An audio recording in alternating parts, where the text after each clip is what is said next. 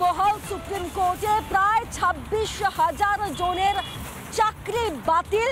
গোটা 2016 শিক্ষক নিয়োগের প্যানেলটাই বাতিল হয়ে গেল।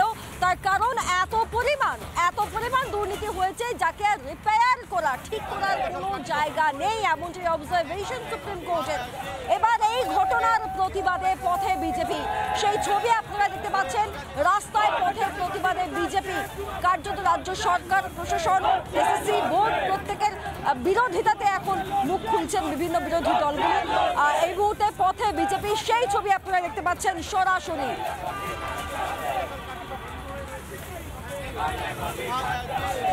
অনুপম এই মুহূর্তে আমাদের সঙ্গে রয়েছেন। অনুপম, খানিক্ষণ আগে আমরা মমতা বন্দ্যোপাধ্যায়ের বক্তব্য শুনছিলাম এবং তিনি তো এই গোটা ঘটনার জন্য কার্যত বিরোধী দলগুলিকেই দায়ী করছেন, এমনকি বিজেপিকেও দায়ী করেছেন।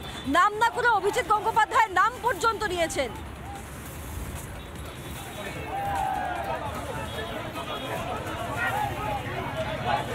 একদমই তাই। দেখো, সেন্ট্রাল এভিনিউ দুটো রাস্তায় কার্যত বন্ধ হয়ে রয়েছে এবং এই মুহূর্তে একদিকে আগুন জ্বলছে, অন্যদিকে বিজেপি যুব মোর্চা তারা কিন্তু এই মুহূর্তে প্রতিবাদ করছে।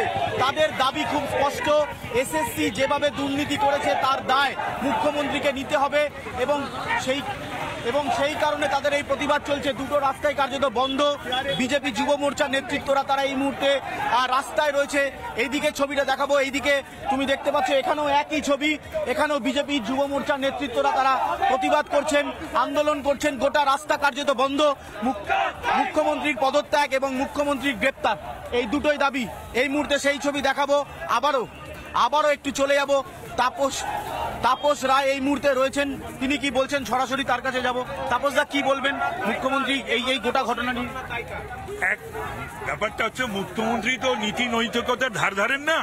যদি নীতি নৈতিকতার ধার ধারতেন তাহলে অর্ডারে দেশের সর্বোচ্চ আদালত এবং প্রধান বিচারপতি সত্রে যে কথা বলেছেন এবং তো বলেছেন যে বা যারা দায়ী, তো সুতরাং এই 26,000 পরিবার, 26,000 মানুষের জন্য, এবং এটাকে বলেছেন যে জালিয়াতি, ফ্রড, এবং এটার সঙ্গে মুখ্যমন্ত্রীর দায় রয়েছে। এই সংক্রান্ত খবর নিয়ে ফিরছি ছোট্ট একটা বিরতির পর। কোথাও যাবেন না, দেখতে থাকুন। মি ইস্যু কেন হবে না? I am catching you. If you can run, then run.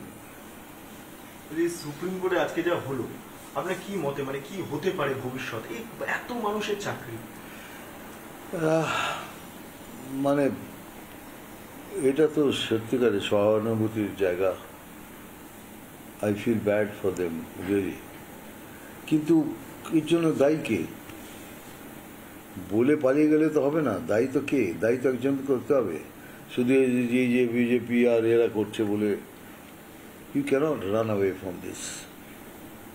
দায়ী একমাত্র টিএমসি সরকার। যাদের জন্য যে চাকরি গেল তার জন্য সেই জন্য তো বারবার বলছি, কে যুব সমাজকে বলছি, কে যত তাড়াতাড়ি সম্ভব নিজেদের মুক্ত করুন এই সরকার থেকে, কেন বিজেপি অনেক দিশা দেখাতে পারে। মমতা বন্দ্যোপাধ্যায়ের পদত্যাগ দাবি করছেন? হ্যাঁ, এই ঘটনার পর মমতা বন্দ্যোপাধ্যায়ের পদত্যাগ দাবি করছেন কে? আমি কেন বলবো? প্রথম কথা, কেন বলবো? নিজের আত্মা বলবে কে নেই, I have done wrong things, so I must resign.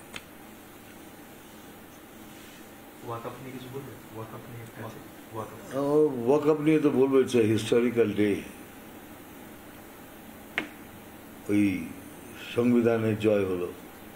দেখুন, BJP always treated Muslim as brothers, আর বাকিরা সবাই, স্পেশালি টিএমসি, মুসলিমদের ভোট ব্যাংক হিসেবে ইউজ করছে।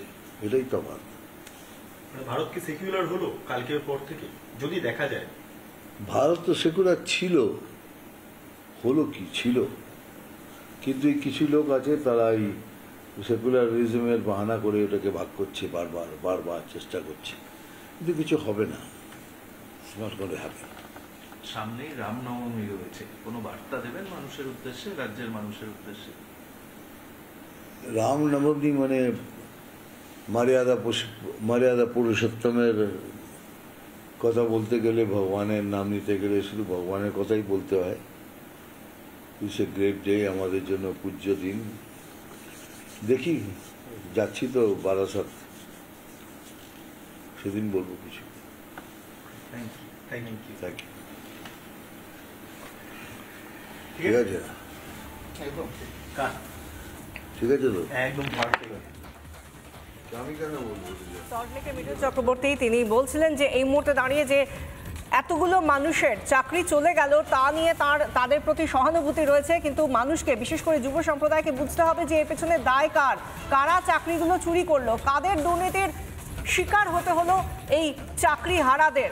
এবং সেই নিয়ে বলতে বলতে তিনি অবশ্যই রামনবমীর বিষয়তেও কথা বললেন।